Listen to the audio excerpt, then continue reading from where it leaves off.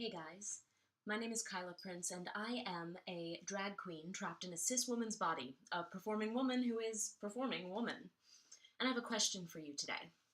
What happens when you gain capital as a result of the way your body looks, or the way you exercise, or the way you behave?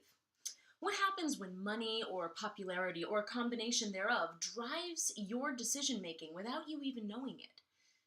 Leaving aside mental illness, there is a reason why recovering from disordered eating and body image is so damn difficult.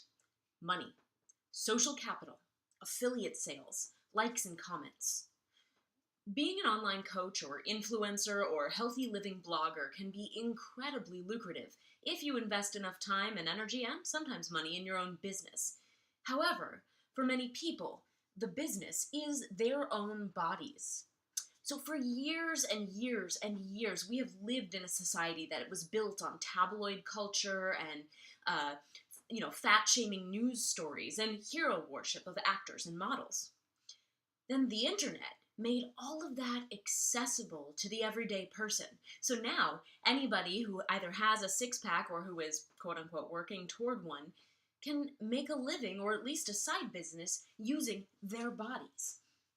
So when I first started my own blog, I wanted to be a healthy living blogger.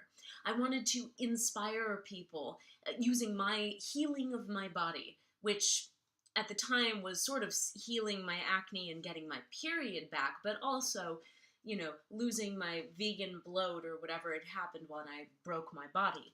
I was using that as a way to build a business. I wanted to be able to gain reputation and, yes, of course, a little bit of money. And the best way to do that was to maintain my body, my eating habits, and my exercise in a very public-facing way.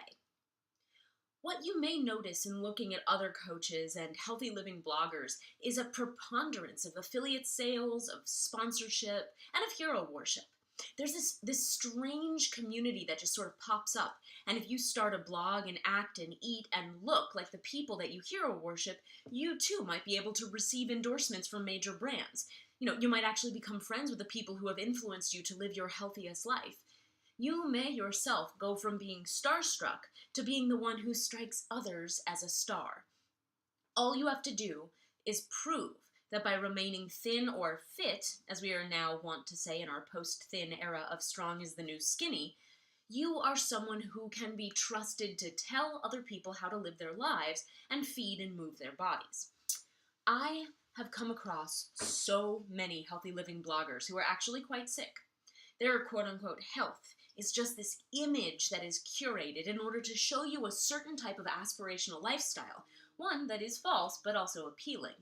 I see so many people getting excited by the idea that a fitness clothing company that, wants to sponsor them, or somebody who makes nutritional bars wants to send them samples and then they can sell those back to their audience. And I see so many people excited by the idea that they're being sponsored to participate in an activity and an aspiration, that then they forget that money and reputation don't actually equal long-term health. I have watched women hurt each other without meaning to. And I have watched women hurt themselves, believing that if they can only retweet this one giveaway enough times, they're going to find the health that they have been seeking. I have watched anorexic women run themselves into the ground because they were not sick enough, which is evident by the fact that health companies continue to sponsor them. Why would a health company sponsor somebody who was sick? Just because you can run a race or lift heavy weights does not make you healthy. Just because you have removed a certain nutrient from your diet and have figured out how to cook without it, that does not make you healthy. Just because your body has maintained a certain weight through suppressive and restrictive eating or exercise habits, that doesn't make you healthy. And just because you can post a body-positive meme that's using an Amy Schumer quote, it does not mean that you are not sick. Now, this also does not mean that everyone who does this is sick, but anyone who's come to my blog has probably dealt with some sort of disordered tendencies. And even if you are not sick, or at least sick enough to require inpatient treatment, that does not mean that continuing to feed your disorder in the name of monetary or social capital is the right way to go about healing. One of the things that I actually counsel my own coaching clients on is giving up the idea of making money off of your body. You do not need to become a personal trainer or a health coach or a nutritionist. And by following any of these professions, what happens is you begin to seek validation for your own internalized fat phobia, or if you have one, an eating disorder. You seek this cover story and you gain one that you can even tell to yourself. Because once you've convinced yourself that you're not sick enough to require help, then no one can tell you what to do. Least of all, give up on the idea that by weight suppressing, restricting your food, or over-exercising, you're actually being helped in any way. And look, I get it. It is cool to want to be that health coach or healthy living blogger or nutritionist or personal trainer that everybody loves and listens to and retweets and likes. It is cool to want to be a part of a community where everybody speaks the same language, and that language is oatmeal in a jar. It's cool to want that, but it's also important to examine why you want that. I saw a meme the other day that said, "I just want to drink coffee, get sponsored by Nike, get paid to work out, and eat peanut butter." My jaw hit the floor.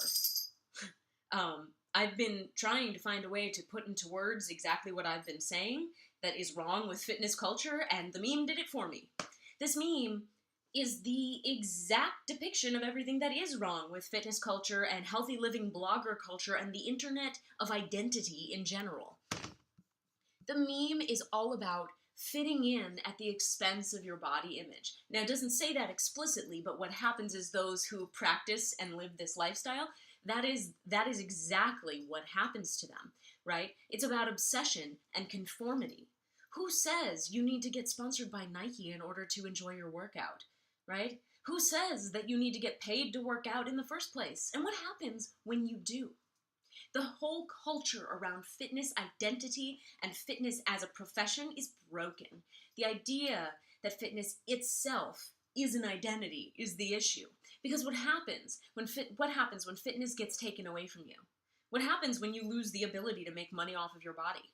What happens when you stop getting your period? Because as many female athletes know, female athlete triad can actually induce amenorrhea.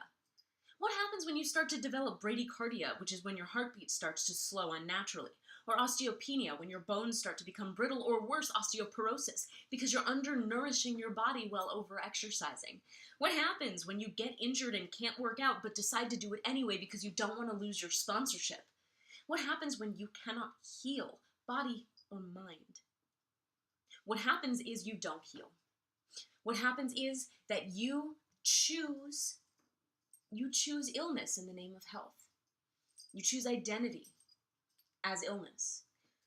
What happens is that you go on to defend your behaviors even though you know deep down that they are wrong or hurtful to yourself or even others, because at least one part of you just doesn't see that this is an issue. At least one part of you is afraid of losing the investment that others are making in you, and you're afraid of losing what you have invested in. At least one part of you is receiving feedback about this fit and healthy identity, and all of that feedback is positive. Look, fitness is not an identity, okay? Health is not an identity.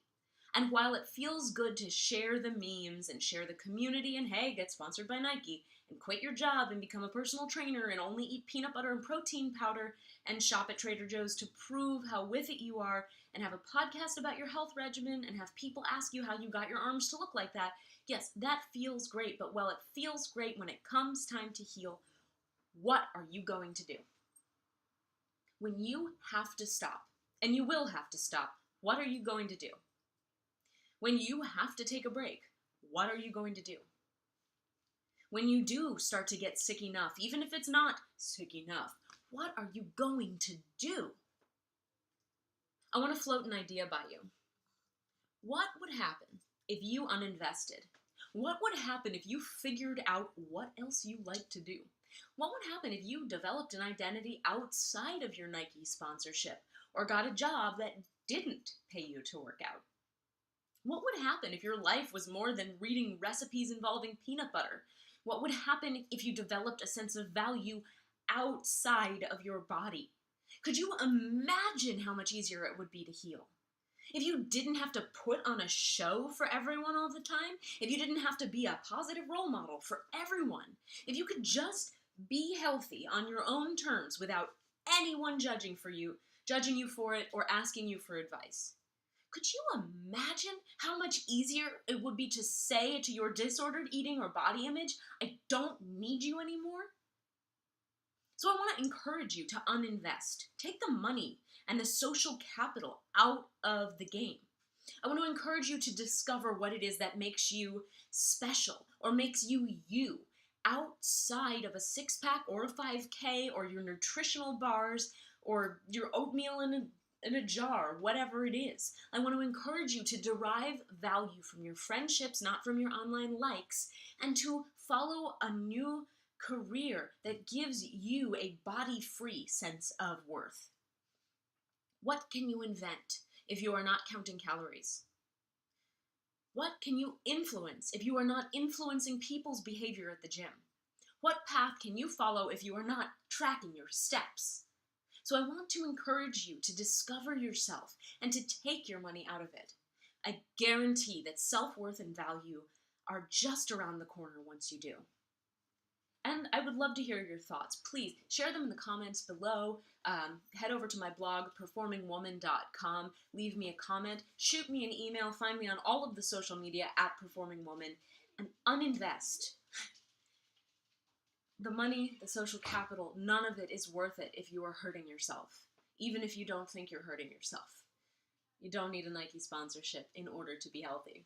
And I would love to hear your thoughts. So I'll see you on the web.